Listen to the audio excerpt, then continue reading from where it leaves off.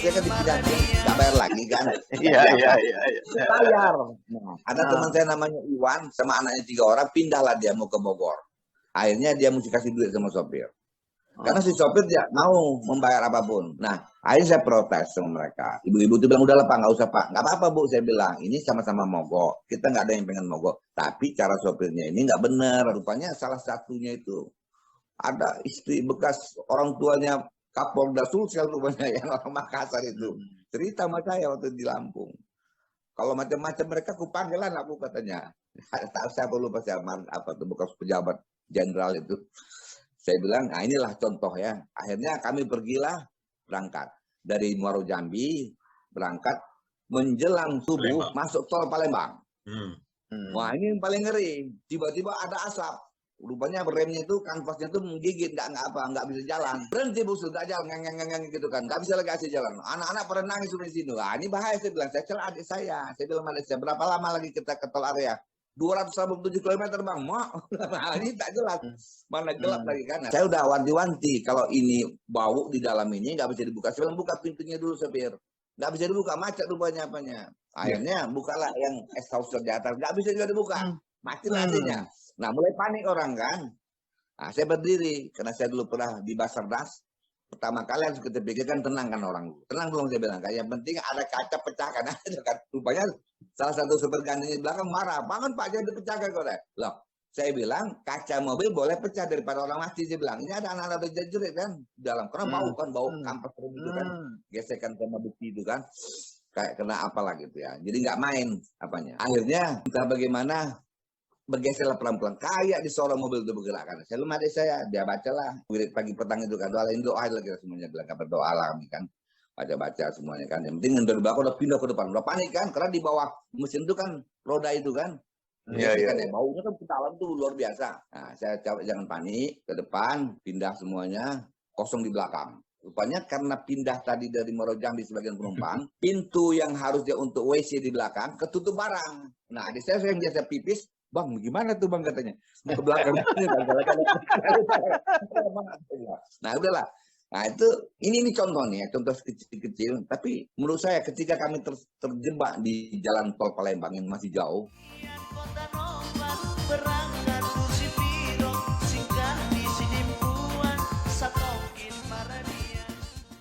malam nggak ada kulalapan. Saya kan biasa ngarepin kalau saya patroli jalan raya itu datang, nggak ada yang datang ke tubuh jarang lewat. Pak, ngeri kali nih saya bilang kan. Tapi saya tahankan aja gitu kan. Lama-lama saya itu bergerak pelan-pelan. Entah karena doa orang semuanya, bergerak mobil itu pelan-pelan. Kayak lepas plat remnya itu kan, tak jalan ke pinggir. Tadi kami di tengah tuh, di tengah jalan tol hampir. Kalau orang mobilnya itu susah. Nah, ke pinggir lah kita. Sampai di pinggir pun nggak bisa bergerak mobil tuh, dinyalain terus mesinnya. Nggak bisa minta tolong. Saya bilang kenapa nggak tolong PJR? Nggak bisa. Rest area nggak juga. Nah, saya lihat ini udah mulai agak panik nih, karena udah keempat kita kan. Akhirnya entah bagaimana, saya bilang cuma doa lah yang bisa di sini kita bikin ya. Doa, bergerak tuh mobil pelan-pelan lama jalan sampailah kami pagi-pagi subuh di Bagadang 3, Lampung. Nah itulah rest area pertama yang kami temui dari tol Palembang, Bagadang 3. Restoran Bagalan 3, Lampung. Rupanya disitulah paling berat lagi apa? Disitulah rupanya basis antigen, wajib antigen. Nanti datang petugas rupanya kami dikumpulkan di situ. Nanti ada halo-halo agar semua penumpang dari setiap bus berkumpul bawa KTP untuk divaksin antigen. Biaya 100.000, nggak pilih dulu katanya. Nah, udah kita kena macet apa yang biar habis dibabat lagi dengan antigen terakhirnya kan. Nah inilah solusinya kan. Seru memang kalau saya bilang. Nah, sampai saya bilang, saya ada orang Karo. Dia bukan satu bus cuma saya dari busnya, dia dari busnya Sun. Aku bang, aku mau hantam si dokter ini katanya. Aku sudah nggak punya lagi apa-apa ini katanya mau ke Medan ini. Tapi kalau dia pasang aku aja kan, jangan bang, aku bilang. Percaya sama saya kan, saya juga orang Karo, ibu saya Karo, bagus saya bilang. Pokoknya dia percaya kan, aku wartawan, aku keluarkan kartu prakerja semua itu dari PBI. Biar aja abang tenang, nanti akan tulis semua ini, aku bilang kan. Oh baiklah, ya udah nggak tahan itu kan. Nah, ada lagi yang datang lagi pelabur gondrong. Saya sudah mau saya tikam-tikam aja ini, udahlah mati-mati di sini katanya. Jangan bang, lu bilang kita nggak pada apa aku bilang. Akhirnya mereka sabar, balik gitu. Saya melihat bagaimana masyarakat itu tertekan ya. Mereka malu, mereka nggak punya lagi duit. Uang itu udah hampir 200.000. Itulah ongkosnya. Sementara dipaksa lagi solusi terakhir itu antigen lagi yang keroknya. Akhirnya mereka ada yang ngotot sama saya tidak mau katanya. Akhirnya kami selesai dikumpulin antigennya bayar 2. Jadi kalau saya hitung kalau satu mobil 3 juta, 30 orang, 3 juta. Kalau satu hari mobil lintas Sumatera itu membawa ada 100 armada, 100 kali 3 juta berapa? 300 juta uang cash. Nah, kemudian antigen itu tidak dilakukan dengan wajar, satu apa aja, satu suntikan aja diginin doang. Nah, nggak pakai apa. Kalau saya di bandara dua itu dipakai dua-duanya. Ini satu. Nah itu pun cuma bohong-bohongan ya. Berarti itu udah bayar Pak. Bayar aja uangnya ditaruh itu. Nah, saya melihat ini memang betul-betul. Banyak tahu penyakit itu pun bohong-bohongan itu. Nah, iyalah nggak ada orang cuma gubuk aja gitu dibikinnya cuma ada kayak ini.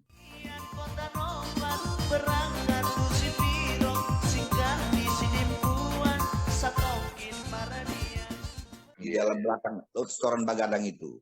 Nah, cuman saya melihat tenang, saya bilang. Ada teman saya Sahrul namanya, dia rekam. Oh iya ya, kata dia tahu saya dia rekamnya, rekam bagaimana caranya. Bohong-bohongnya benar-benar keterlaluan. Nah, dari situ kami berangkatlah ke pintu tol Lampung. Ada yang tidak mau bayar, kena lagi di situ. Itu terakhir, namanya checkpoint terakhir. Lain lagi pengelolanya, Al Barakah. Penumpang yang mau masuk Bakahuni turun yang belum divaksin, belum antigen tadi. Terpaksa lah yang tadi uangnya pas-pasan turun lagi dia. Turunkan. Mak kena juga abangnya. Iyalah. Mobil apa kita? Nah inilah aku lihat ya. Kelurunlah duduk di situ, keluarkan. Bayar 100.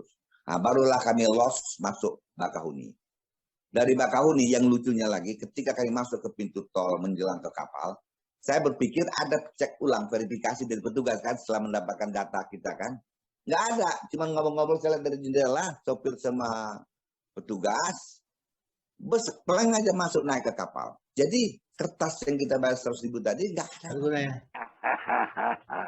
Nah bayangkan ini kalau satu hari ada 100 armada, 200 armada dari Aceh, dari mana masuk. Inilah bisnis yang saya bilang. Tapi kalau dia mau dapat duit dapat, tapi kalau orang lain susah karena perbuatan itu persoalan. Kedua masalah terlantarnya penumpang karena ketidaksiapan manajemen. Ini juga menurut saya jelas tidak patut kita tolerir. Ini yang menjadi concern saya tulis ini karena dengan bahasa yang bersahaja, sederhana. Saya tahu juga sopir-sopir itu juga menderita. Sehingga mereka bilang sama saya, kami pun susah Pak dengan sistem store ini, kejar restoran. Mobil kami dipaksa udah 6 hari di jalan dari Jawa sampai di Aceh, balik lagi katanya. Bapaklah korbannya Pak katanya. Kalau keadaan di ferry gimana? Di Roro, penyeberangan Bakahuni Merah. Bagus. Ferry, sampai ke Jakarta. Bagus. Nah, yang lucunya ada perlakuan yang berbeda. Kalau bus dari Jakarta ke Sumatera, antigennya lebih murah katanya. Bisa dapat bayar stop 30-50 ribu sudah oke. Yang dari Sumatera ini agak ketat. Nah saya juga nggak tahu pertimbangan. Mungkin karena dicurigai Jawa lebih cari aman nih. Orang Sumatera masuk. Nah ini agak rasis. Berapa jam? Di situ berapa jam? Nggak ada hambatan masuk keluar masuk ferry. Nggak ada. Kita cuma aman. Di ferry kita alhamdulillah. Disitulah saya lihat semua penumpang yang menderita selama 3 hari 3 malam itu kayak rekreasi mereka. Seotika bergeletakan semuanya. Mereka semua dengan suasana ya. Rupanya penderitaan 3 malam itu nggak pernah mereka bayangkan. Jadi suasana setelah jalan bagus, kan sekarang ke Palembang pakai tol ya? Oh bagus, jalan bagus. Tapi kami tidak bagus karena kami harus berkemah di jalan tol. Awak mikirin di jalan tol bagus. Tapi berhenti pula di jalan tol, nggak ada bantuan, nggak ada segala macam. Nah ini yang saya bilang juga perlu diperhatikan oleh pengelola jalan tol Palembang. Ketika bus seperti kita ada nongkrong di jalan, nggak ada satupun yang negor-negor gitu. Kemudian dari Lampung sampai ke Jakarta berapa jam? Normal. Lampung ke Jakarta kami ya udah nggak normal lah Bang, karena kami berhenti kan di checkpoint Lampung itu untuk PCR. Karena ada sebagian yang ngotot tapi nggak mau. Akhirnya lama lah kita sekitar 1 jam 2 jam. Tapi pokoknya lancar lah ya. Lancar, itu no problem. Trouble-nya bukan itu lagi Bang Bas, sudah trouble, bukan di kendaraan lagi, trouble-nya di apa? Ya, sistem PCR. PCR. Saya bilang, kalau bisa sistem swab antigen ini dengan PCR itu cabutlah. Pakai aja antigen yang murah atau kalau perlu subsidi rakyat ini kan. Jadi sebenarnya problemnya itu adalah di kendaraan dan kemudian saya lihat perhatian Pak Bahrul kepada persoalan antigen. Ya, betul. Itu yang paling prinsipil ya. Di kendaraan tadi rusak mobilnya atau tidak memadai. Kalau tol itu memang ya kalau kendaraan itu memang belum lengkap. Orang rest areanya juga masih oper-oper, masih belum sempurna. Tapi bagus sekali tolnya. Ya, bagus, tolnya bagus. Jadi bukan masalah jalan tol ya. Jalan dari Medan ke Jakarta itu baguslah jalannya. Oh bagus. Bagus. Nah, sekarang kan ini ada fenomena baru yang diceritakan baru alam ini yang menarik ya. Artinya dulu kan kalau orang dari darat itu kan yang ketakutannya kan keamanan. Ya ada bajing loncat, ada segala macam yang dikhawatirkan. Nah sekarang kan dengan jalan tol artinya seolah-olah mengatasi itu, selesai dengan itu. Tapi itu malah bahaya karena sepanjang jalan itu sepi kan tadi. Iya. Tentunya nggak ada patroli, ya ini juga harus jadi. Karena itu terus, karena bajing loncatnya sudah ganti baju jadi petugas antigen. Tetap ada aja ya.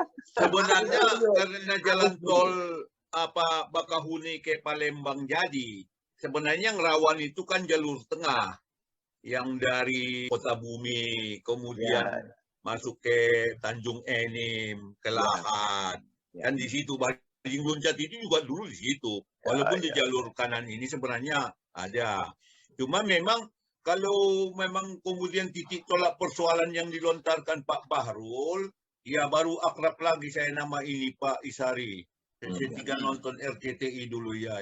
Saya berarti ketemu kami di situ.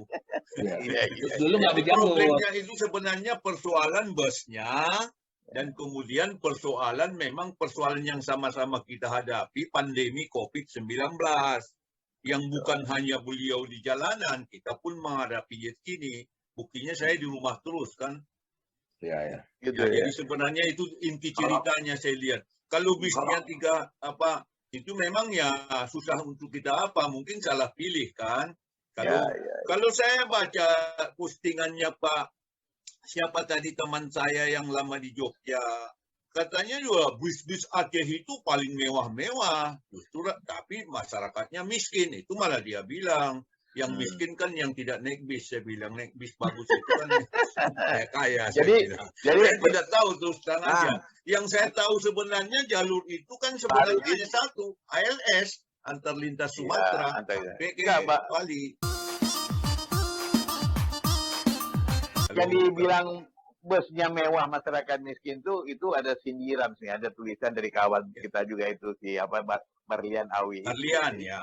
Nah, jadi sebenarnya kisah itu menceritakan kan dulu pernah ada disudutkan lah. Aceh itu yang bisa dibanggakan kan cuma kemiskinan. Pernah itu Busur menceritakan itu. Nah, jadi itu mungkin ya biasalah kita orang Aceh juga terpancing termasuk saya. Jadi diungkap dengan itu. Jadi balik ke bus, sebenarnya memang bus Aceh itu mewah, cuma manajemennya yang belum tentu semua kan bisa menghandle dengan benar. Punya uang beli bus oke. Tapi punya manajemen itu yang belum tentu oke. Jadi yang dikelola. Saya potong sedikit Pak Idrus, dan Pak Bahrul ini nampaknya punya nasib ketemu yang tidak manajemen bagus. Itu aja. Betul. Saya lihat begitu. Makanya saya coba empati dengan nasib sopir-sopirnya kan. Saya ngobrol sama mereka.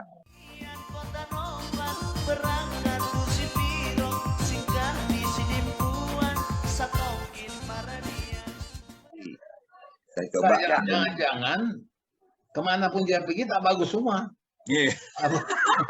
Bukan tapi menariknya karena baru naik bus dan dia sebagai wartawan itu menarik. Kalau kita kan paling cerita sama keluarga, dia bisa ini menjadi menjadi satu koreksi ya terhadap perjalanan yang sudah bagus sampai ke Jakarta. Selama ini kita takut terhadap rampok dan lain sebagainya. Aku pernah, ini pengalaman ya. Pernah aku berangkat dari Medan sampai Palembang naik mobil pribadi bawa sendiri 40 jam aku tidak tidur. Pernah. Itu merasa 40 jam. Tapi bukan pakai ekstasi kan? Enggak pakai ekstasi. Itu waktu muda Bang. Dulu kan pernah pakai. Kalau waktu sekarang 40 jam. Oh iya. Jadi Bang begini Bang. Yang akan aku sampaikan, ini ada 3 masalah yang paling menderita. Yang kalau orang bawa naik bus, kebetulan untuk putra pelang ini. Yang pertama, siapkanlah ongkos ya, duit yang cukup ya. Jangan berpikir kalau naik bus kita lebih murah. Jadi kita kalau kita mau Lebih naik bus mahal. itu harus, kenapa? Karena dia berhenti di restoran-restoran yang harganya sudah dipatok mahal. Iya, iya.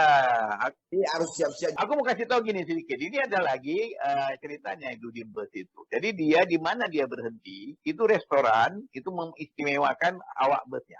Jadi Ya. itu hidangannya sangat mewah. Gratis itu, gratis. Makan, ya gratis dan mewah dimakan sama penumpang. Artinya penumpangnya yang dipalu sama dia. Kan? Buaya. Jadi kalau Ya. Bahrul ini kalau boleh aku bilang ini ngelahan tuh nubruk bangke ini. Ya kan? Mau menghindari. Pak Bahrul, Pak Bahrul, sebelum Bapak lupa, Aku suka. Pak Bahrul, tadi Ya. kan baru satu, siapkan uang dulu. Yang kedua, yang ketiga katanya 3 poin.